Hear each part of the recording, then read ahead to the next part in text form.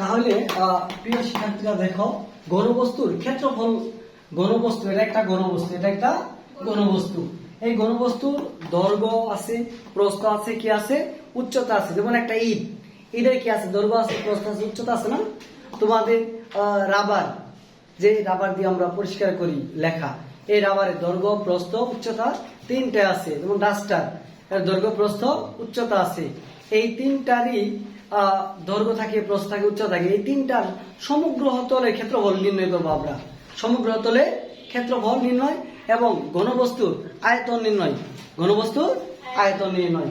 চলো আমরা ঘনবস্তুর আয়তন এবং সমগ্র তলের ক্ষেত্রফল নির্ণয় করা শিখব। যেমন সমগ্র ঘনবস্তু, ঘনবস্তুর সাথে সাথে তোমরা লিখে নিবা ঘনবস্তু সমগ্র তলে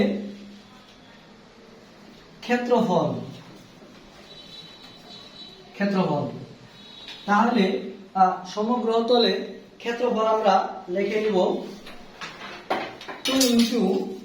2 ইন্টু এল বি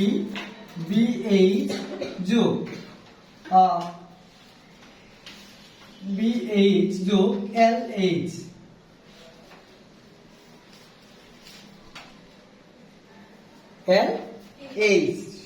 তাহলে লিখবো কি LH। এরপর লিখবো কি বর্গ একক, বর্গ একক,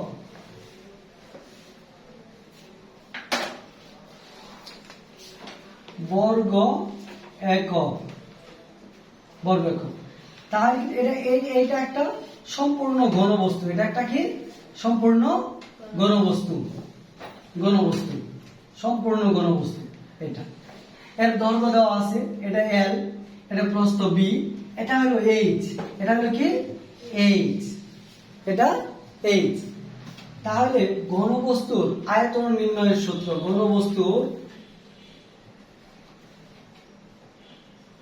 ঘনবস্তুর আয়তন L B H, ঘন একক, তার মানে কিউব যদি থাকে, পাওয়ার যদি থাকে, এটাকে আমরা কি বলি, ঘন বলি। কি বলি, ঘন বলি, এটাকে আমরা ঘন বলি। তাহলে ঘনবস্তু সূত্র হলো আয়তন হলো L B H। এখন L তে বোঝা হলো দৈর্ঘ্য, হলো কি L, দৈর্ঘ্য L, প্রস্থ B, উচ্চতা H, বুঝতে পারছো? উচ্চতা হলো H। তাহলে ঘনবস্তুর আজকে শিখবো আমরা ঘনবস্তুর আয়তন নির্ণয় এবং ঘনবস্তুর সমগ্র তলের ক্ষেত্রফল, সমগ্র তলে ক্ষেত্রফল নির্ণয়, সমগ্র তলে ক্ষেত্রফল নির্ণয়। তোমরা লিখে নাও, লেখো।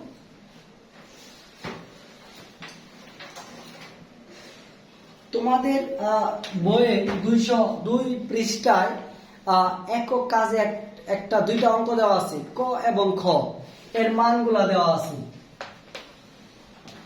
আমরা অনুরূপ একটা অঙ্ক করব ঘনবস্তুর সমগ্র তলের ক্ষেত্রফলের আয়তনে, এর কি করব, একটা অঙ্ক করব। এটা আমরা রাখলাম, এটা আমরা এখনই লিখব। যেমন এটা একটা ঘনবস্তু, এটা একটা ঘনবস্তু, তাহলে এর মান দেওয়া আছে হলো দৈর্ঘ্য দেওয়া আছে, এটা হলো তার দৈর্ঘ্য হলো 6 আর প্রস্থ হলো 4, উচ্চতা হলো 2। উচ্চতা কত? 2। আগে আমাদের এখানে লিখে নিতে হবে যে ঘনবস্তুটি দৈর্ঘ্য,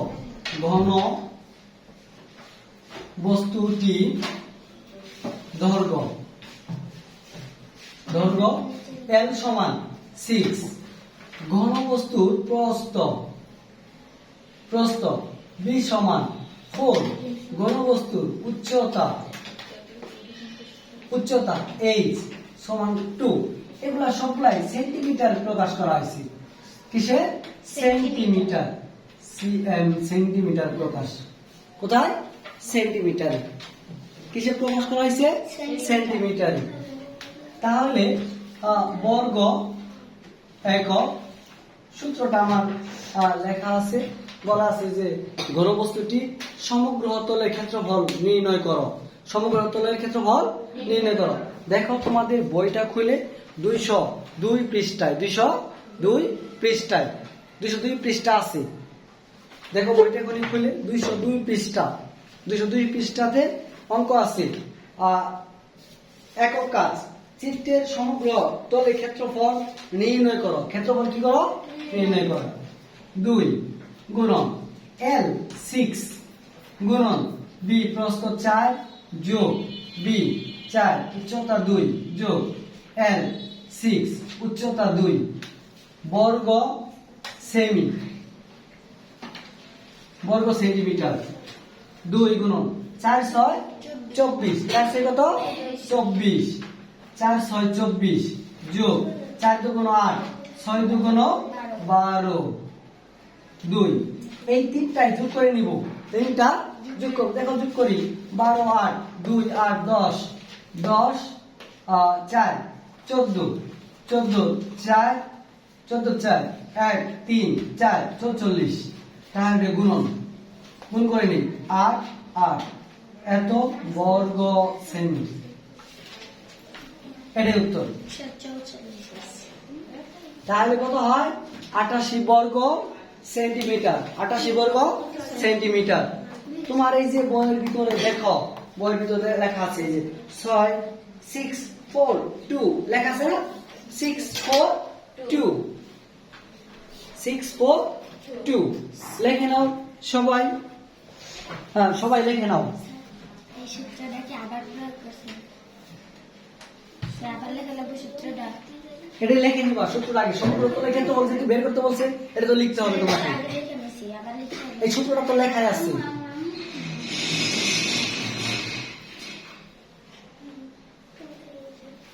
লেখো সবাই।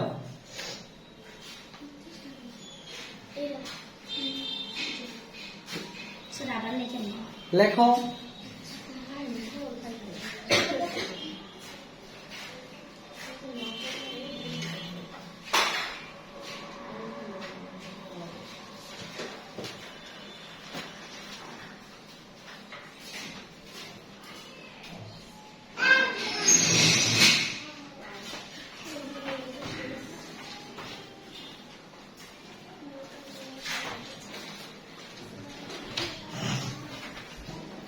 এরপর আমরা বের করব আয়তন। কি বের করব? আয়তন বের করব। ঘনবস্তুর আয়তন। ঘনবস্তুর আয়তন দেখো, ঘনবস্তুর আয়তন L B H। এখানে লিখব ঘন একক। ঘন একক। ঘন একক। এভাবে মান বসায় তোমরা কি করে নিবা? লিখে নিবা।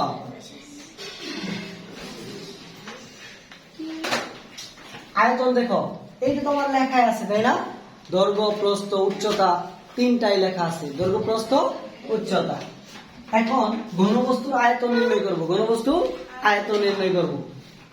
দৈর্ঘ্য দেখো কত আছে? 6, প্রস্থ দিয়ে আছে 4 2 ঘন সেমি। ঘন মানে তিনটা একক। কয়টা একক? তিনটা একক। এই জায়গায় ঘন সেন্টিমিটার। 4 2 8 4 2 8 6 8 48 ঘন একক। ঘন একক তার মানে ঘন সেন্টিমিটার। এটাই উত্তর। এটাই উত্তর। তাহলে এরকম নিয়মে তোমরা কি করবা? নির্ণয় করবা। তোমার বইয়ের 202 পৃষ্ঠা এবং দেখো তোমার বইয়ে 205 পৃষ্ঠায় যাও। 205 দৈর্ঘ্য প্রস্থ উচ্চতা দেওয়া আছে। কখনো লেখা থাকবে চিত্রে দৈর্ঘ্য প্রস্থ উচ্চতা দেওয়া আছে, চিহ্নিত করে দেওয়া আছে।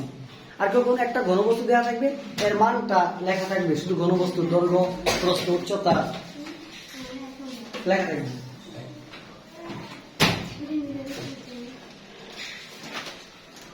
দুইশো 5 পৃষ্ঠা দেখো, এই যে 205 পৃষ্ঠায় লেখা আছে এই যে ঘনবস্তু দেওয়া আছে, দৈর্ঘ্য দেওয়া আছে, প্রস্থ দেওয়া আছে, উচ্চতা দেওয়া আছে। এই যে 1 2 সমগ্র তলের ক্ষেত্রফল এবং আয়তন নির্ণয় করো, আয়তন নির্ণয় করো। এরপরে দেখো এই পাশে তাই দিয়ে আছে 4টা ঘনবস্তু দেওয়া আছে। কয়টা দেওয়া আছে? 4টা। দৈর্ঘ্য প্রস্থগুলা লিখে নিব গড়ে, এই যে আমরা উপরে লিখে নিছি, এইভাবে লিখে নিব। সমগ্র তলের ক্ষেত্রফল নির্ণয় করব, সমগ্র তলের ক্ষেত্রফল নির্ণয় করব। এরপর আসো, আমরা এই অঙ্কটা করছিলাম না, এই যে পিরি বুঝো তো, রুটি বানানো কি থাকে, গোল থাকে না, এর ব্যাসার্ধ লিখবা, ব্যাস লিখবা, পরিধি। তাহলে গোলাকার যদি থাকে, বৃত্ত থাকে পিরি, এর পরিধি কত? 2 পাই আর ক্ষেত্রফল কত? পাই আর স্কয়ার, পাই আর স্কয়ার। তাহলে অলরেডি কিন্তু আমরা 207 এবং 206 পৃষ্ঠা, 205 পৃষ্ঠা, 202 পৃষ্ঠার অঙ্ক করেছি। রুটি কি গোল থাকে না? গোল থাকে না। তাহলে রুটির ব্যাসার্ধ, ক্ষেত্রফল আমরা কি করব, যেমন একটা রুটি বা একটা পিরির ক্ষেত্রফল আমরা বের করে দেখি। হ্যাঁ, চলো বের করে দেখি।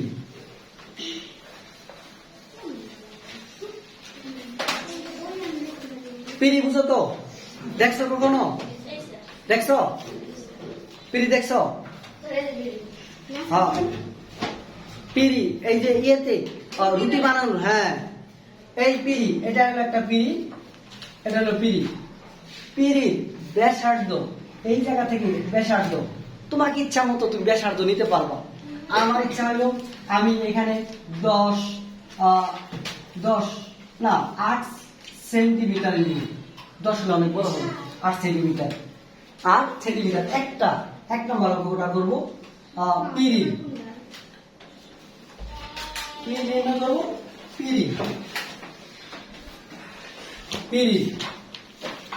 ব্যাসার্ধ, পিরি ব্যাসার্ধ আর সমান 8 সেন্টিমিটার। পিরির বেশ, তোমাদের বইতে কিন্তু শখ করে করা আছে, আমি শখ করে লিখলাম না, শখ করে বুঝতে পারবো তো, শখ করে লিখলাম না। তোমাদের বইতে দেওয়া আছে ব্যাসার্ধ এবং বেশ, এটা দেওয়া আছে।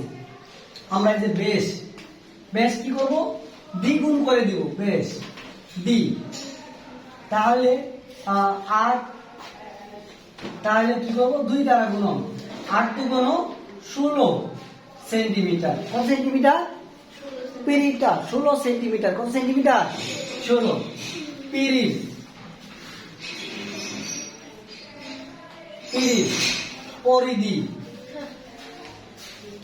পরিধি 2 পাই আর, 2 পাই আর। আমরা জানি বৃত্তের ক্ষেত্রফলের সূত্র হলো 2 পাই আর, 2 গুণন 3.1416, আর এর মান হলো 8। তাহলে এই তিনটায় আমরা কি করে নিব, গুণ করে নিব। কি করে নিব? গুণ করে নিব। তাহলে তোমাদের ক্যালকুলেটর দিয়ে তোমরা এই গুণগুলো করে নিবা, তাহলে সহজ হবে। 3.1416 গুণন 2 গুণন 8, আর পয়েন্টের পরে সবসময় 2 করে নিবা। 0.2626 এত সেন্টিমিটার, সেমি। এটা একটা অ্যান্সার তোমাদের কি করছে। এরপর আমরা পিরির ক্ষেত্রফল বের করব। পিরির ক্ষেত্রফল, পিরির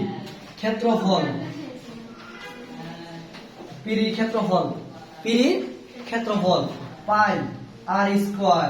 পাই এর মান আমরা জানি 3.1416 গুণন 8 স্কয়ার। 3.1416 8 8 64 স্কয়ার, মানে ওই সংখ্যাটাকে 2 বার গুণ করতে হবে। কয়বার? 2 বার, যে সংখ্যাটা থাকবে। 1.1416 গুণন 64, তাহলে 201.06 বর্গ সেমি, এটা অ্যান্সার। তাহলে প্রিয় শিক্ষার্থীরা, তোমরা এই এরকম অঙ্কগুলো করে নিবা এবং এর মতো করে, যেমন রুটি 1, রুটি 2, রুটি 3, রুটি 4, রুটি 5, রুটিগুলো কি থাকে, গোল থাকে, অথবা এক এক রুটি একটু ছোট থাকে, একটু বড় থাকে, এদের ব্যাসার্ধ লেখে ব্যাস তার দ্বিগুণ করে পরিধি বের করে নেওয়া। পরিধি সূত্র জানি 2πr, আর বৃত্তের ক্ষেত্রফলের সূত্র জানি কত, পাই আর স্কোয়ার। তাহলে 202, 205, 206 পৃষ্ঠা যে অঙ্কগুলো আছে সম্পূর্ণ অঙ্কগুলা এই একই নিয়মে করবা। ঠিক আছে, ভালো থাকো, সুস্থ থাকো।